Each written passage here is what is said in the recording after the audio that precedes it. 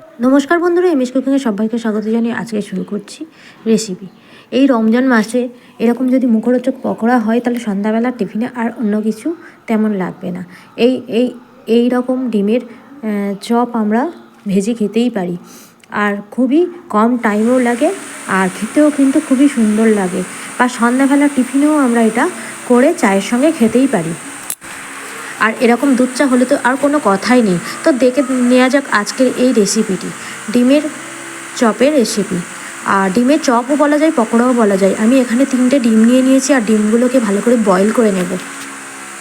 ডিমের পকোড়াগুলো কিন্তু বাচ্চারা খুবই পছন্দ করবে, আর এই রোজা মাসে তো যাওক না যাওক স্ন্যাক্স আমাদের করতেই হয়।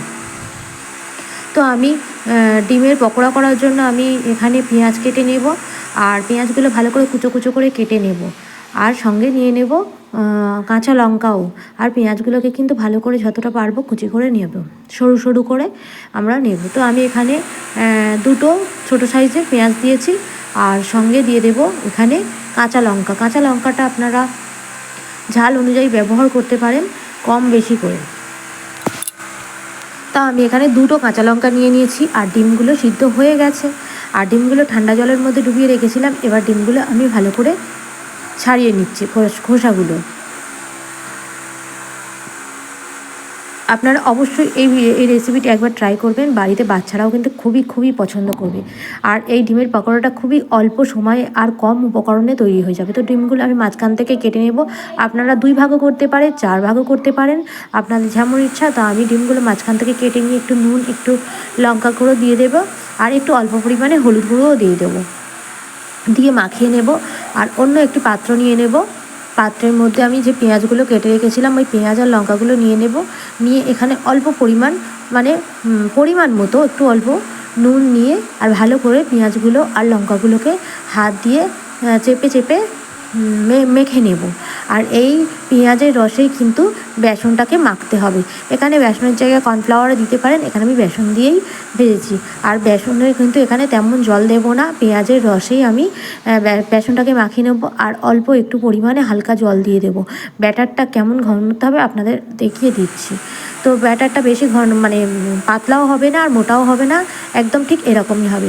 আর কড়াইয়ের মধ্যে বেশ কিছুটা তেল নিয়ে নিলাম, তবে ওটা সরিষার তেলেই ভাজবো।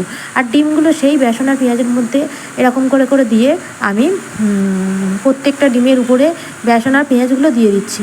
আর খুবই অল্প টাইমে, আপনারা বুঝতেই পাচ্ছেন। তো এখানে তেলটা গরম হয়েছে কি আমি দেখে নেব। তারপরে একটা একটা করে ডিম এখানে আমি ছেড়ে দেব। আর কিন্তু এটা কিন্তু খুবই সুস্বাদু হয়, অবশ্যই আপনারা বাড়িতে ট্রাই করবেন। আর উপর থেকে এরকম পেঁয়াজগুলো আর বেসনগুলো দিয়ে দেবো, তবে একটু সাবধানে দিতে হবে যাতে না তেলটা গায়ে এসে পড়ে।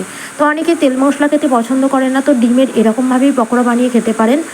আর ঈদের দিনে, এই রোজা মাসে তো সন্ধ্যাবেলা এরকম অবশ্যই বানিয়ে নিতে পারেন আপনারা। খুবই অল্প টাইমের মধ্যে হবে, কোনো খাটাখাটির মধ্যে যেতেই হবে না। তো এরকমভাবে আমি 1 পিঠ হয়ে গেছে, আর 1 পিঠ উল্টে নেব।